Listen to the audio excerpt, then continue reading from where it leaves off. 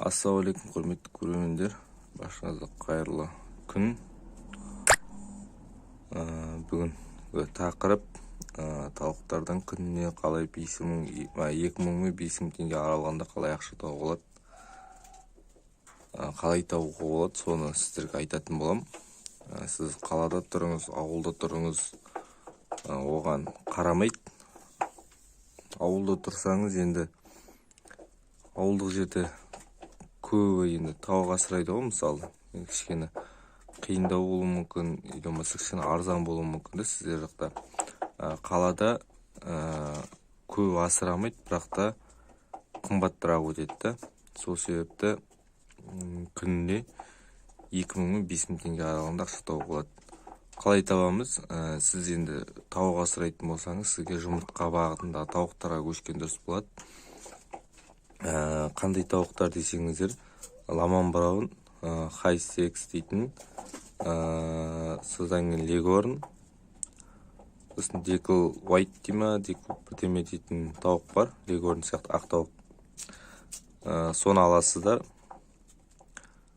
Сондай сондай 4 породадағы тауықтың біреуін алып бақсаңыздар, сіздерге күнде жұмыртқа туатын тауық алған дұрыс болады сіздерге, өйткені сіздер жұмыртқа сатып ақша табасыздар. Мысалы, күніне енді сіздер білмеймін жұмыртқа қалай екен, біздерде үй тауықтардың жұмыртқасы 50 теңге, 60 теңге болады. Мысалы, енді 10 жұмыртқаң 500 теңге ғой примерно да. Сізге енді жоқ дегенде бір 20-30 тауық керек болады. 20-30 тауық асырайсыз қалада. Бұлар деген жерді көп алмайды. Осындай мені анауындай жермен, осындай жердің өзі дейді, примерно мына жерде. Так, бір примерно 10 метрдей жер ғой. Енді мен 2 қорам десеппен, 10 метр жерді алады. Әрі кетсе, кішкентай қорамен, сосын мана алдында жүретін сеткісі болса, 10 метр жерді алады.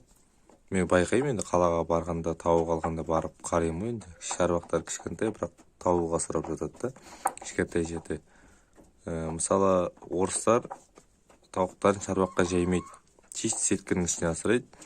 Сіздер де сол құсат чисті сеткінің ішіне асырап, манағыдай 2000 теңге мен 5000 теңге аралығында ақша табуға болады. Тауығыңыз көп болып, жұмыртқа жақсы туса, одан да жақсы ақша табуға болады.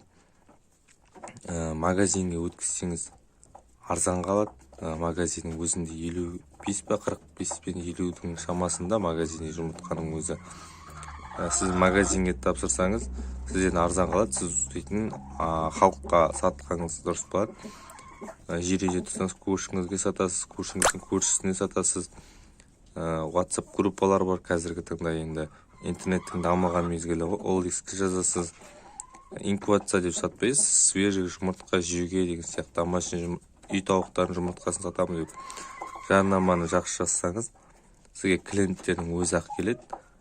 Бір алған клиент, сізден бір алған клиент сізге екінші рет қайтып келеді. Өйткені сіз бір алған клиентке кішкене постоянно алған клиентке скидка жасайсыз, манағыдай. Ол сен қарыз қалады деген сияқты ғой. Содан кейін мана сатып жатқан адамдарға айтасыз да, мен сізге скидка жасаймын, сіз маған үйіңізден шыққан отходтарды маған берсеңіз деп. Ол өзі саған отходын алып беріп, өзі сенен алып кетеді. Солай ақша табуға болады. Енді мен өз басым енді алдыңғы жылы жазда сияқты, бай осы үй жақта көршілерім жұмыртқа сұрап келген, сатқан болатын. Ешкінің сүтін сатқан. Өзіміз ішпесек те, манағыдай андасында үйдегілер ішеді ғой, өзім ішпеймін. Сонда менен сұрайды, ешкінің сүтін сатасың. Сол кезде мен түнімен манағыдай лағын қоспай, қасын лағы маңыратып қойып, таңертең ерте тұрып сауып, ешкіні сүтін алып, сүтін жинап, 1 литр сүтке жеткізіп сататын болым, сөздің шыны керек. Сол сияқты сіздерде тауықтан ақша табуға болады.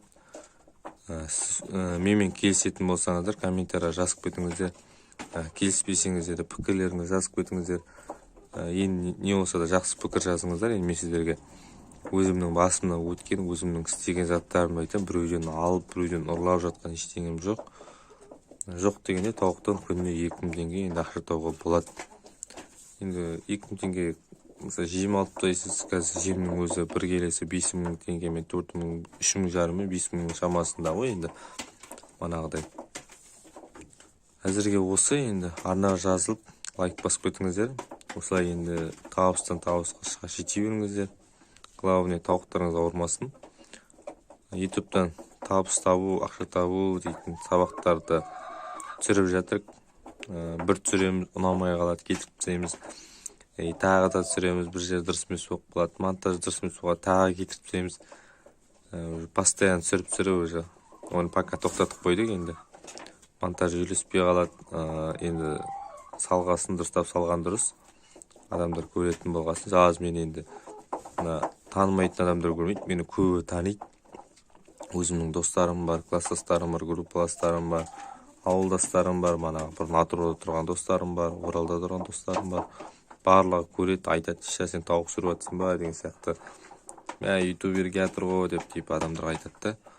Сондайлардың бәріне ұялмау керек. Сол себепті мен енді шамам келгенше осылай түсіріп жатырмын сіздерге. Бұйыртса монтажы бәрі дайын болғаннан кейін YouTube сабақтарының екінші бөлімі күшті болып шығу керек. Енді қазіргі таңда енді YouTube'дан ақша табатын адамдар да көп. Оның барлығын бөлек видеода айтам, қалай ақша табу керек екенін. Әзірге мен өзім тауық туралы түсіретін болғасын, мен көбі тауықтарымды қарайтын болғасын, мен тауық туралы түсірем. Атауына мән бермеңіздер. Тауық бизнес бастау деп қоям ғой, бірақ енді көбі манағыдай прикол ұстайды да. "Ша, тауық бағатын бала келатыр", сол себепті мен YouTube'тың каналының атын өзгертіп тастадым. Ол жағы ештеңе шешпейді деген ойдамын каналдың аты. Сол себепті арнама жазылып, лайктарыңыз басып кетіп, қолдасаңыздар, мен сіздерге жақсы видео әрқашан шығарып отырамын.